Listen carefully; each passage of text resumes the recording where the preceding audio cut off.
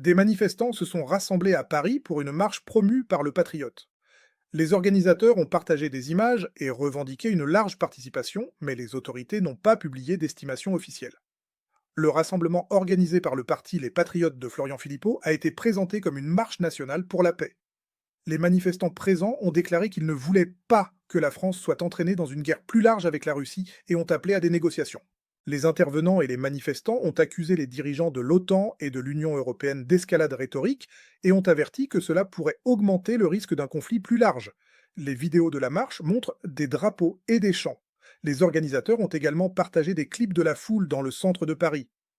Les pancartes, les chants et les images partagées comprenaient des slogans anti-OTAN, des appels au Frexit et des messages comme «Nous ne mourrons pas pour l'Ukraine». Selon les vidéos des organisateurs, pour beaucoup de ceux qui ont assisté, la question est simple. Pourquoi devraient-ils sacrifier leur vie pour quelque chose qu'ils n'ont pas choisi? S'adressant à la foule, le chef du parti Les Patriotes, Florian Philippot, a lancé un avertissement sévère sur la direction qu'il croit que l'Europe prend. Philippot a évoqué les commentaires du secrétaire général de l'OTAN sur la préparation à une guerre à l'échelle que les générations passées ont endurée.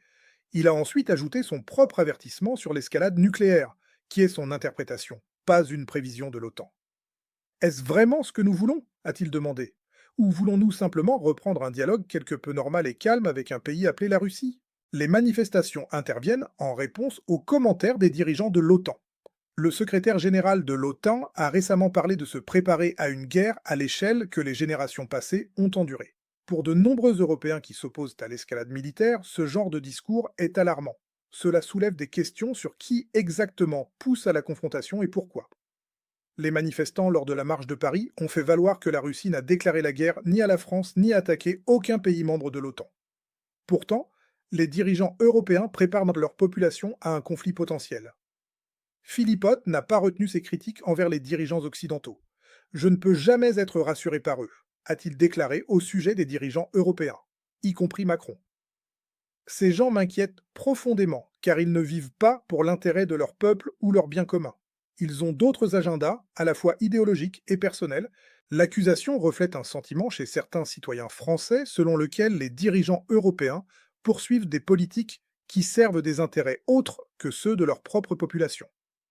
Philippot a ajouté qu'il croit qu'il y a une excessivité et un manque de gravité approprié chez les dirigeants occidentaux aujourd'hui qui n'est tout simplement pas digne de chef d'État. Dans une déclaration de confiance, Philippot a exprimé l'espoir que l'élection de Donald Trump apporterait la paix. Je ne pense pas que nous glissions vers un conflit de guerre parce que grâce à l'élection de M. Trump et de Vladimir Poutine, il n'y aura pas de guerre. En fait, a-t-il dit, je pense que la raison prévaudra et que les gens en Europe qui veulent que la guerre ne seront plus un facteur d'ici là.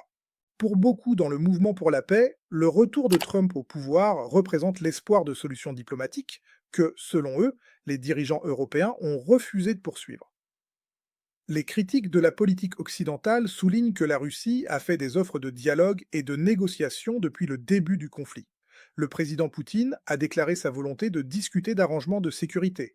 L'ancienne chancelière allemande Angela Merkel a déclaré dans des interviews que les accords de Minsk ont été utilisés pour gagner du temps pour que l'Ukraine renforce sa position militaire. L'ancien Premier ministre israélien Naftali Bennett a déclaré qu'un accord de paix était proche début 2022 mais n'a pas abouti.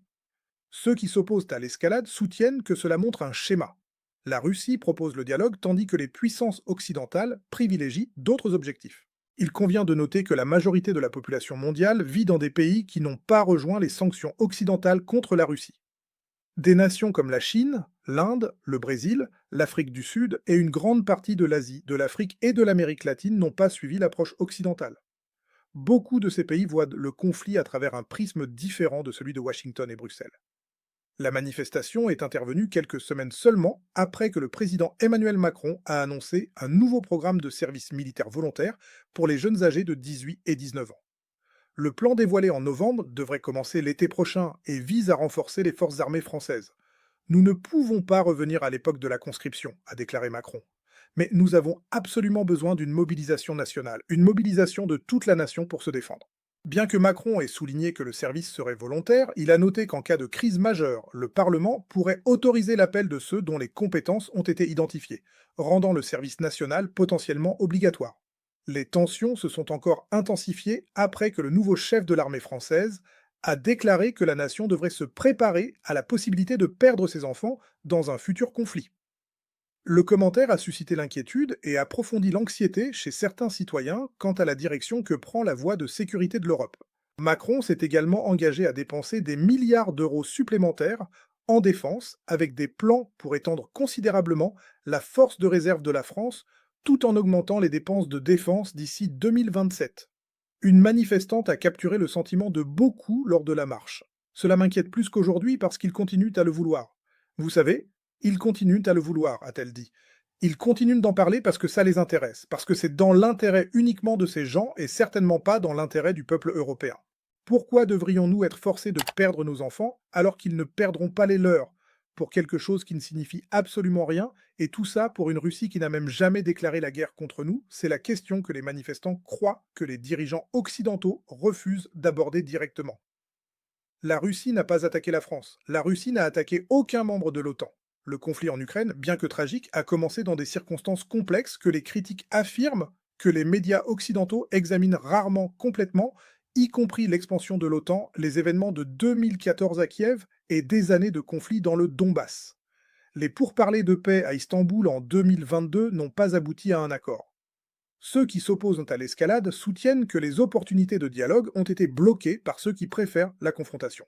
Certains analystes et manifestants soulignent une divergence d'intérêts entre les États-Unis et l'Europe. Les États-Unis, protégés par deux océans, font face à des risques différents de l'escalade que les nations européennes. Les critiques notent que les entreprises énergétiques américaines ont profité de la vente de GNL à l'Europe pour remplacer le gaz russe. Les fabricants d'armes américains ont vu leurs commandes augmenter. Ceux qui ont défilé à Paris soutiennent que ce sont les villes européennes qui feraient face à la destruction dans une guerre plus large, les enfants européens qui seraient en danger, et les économies européennes qui souffrent déjà de la situation actuelle. Les conséquences économiques des sanctions occidentales et des politiques actuelles ont affecté les Européens ordinaires. Les prix de l'énergie ont considérablement augmenté. L'inflation a érodé le pouvoir d'achat. Certaines industries ont souffert.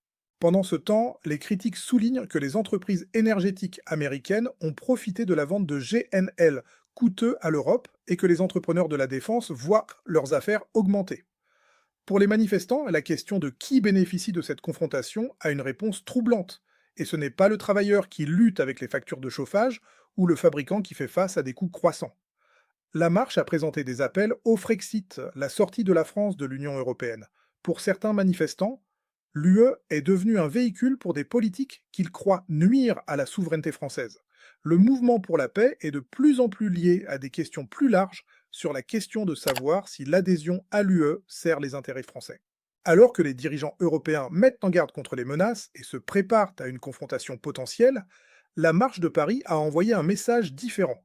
Malgré l'importance de la marche pour ceux qui y ont assisté, la couverture médiatique grand public occidental a été limitée par rapport à certaines autres manifestations.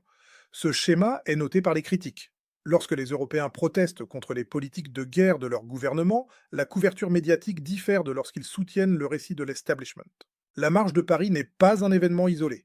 Partout en Europe, les citoyens de divers pays remettent en question la direction que prennent leurs dirigeants.